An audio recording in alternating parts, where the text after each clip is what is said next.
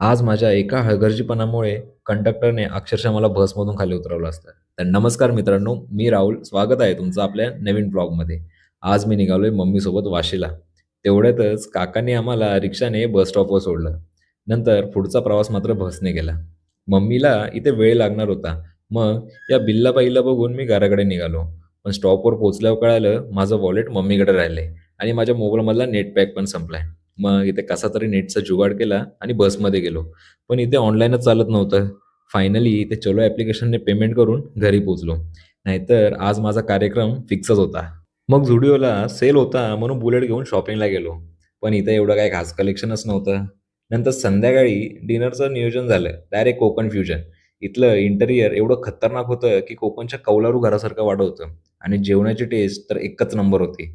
नंतर राउंड मारायला सेंट्रल पार्कला गेलो. इथे या डॉगेश भाईला एवढी भूक लागली होती की त्याने बिल्ला भाईचा सगळा खाऊच खाऊन टाकला होता. शेवटी यांच्यासोबत मस्ती करत आजचा दिवस संपला.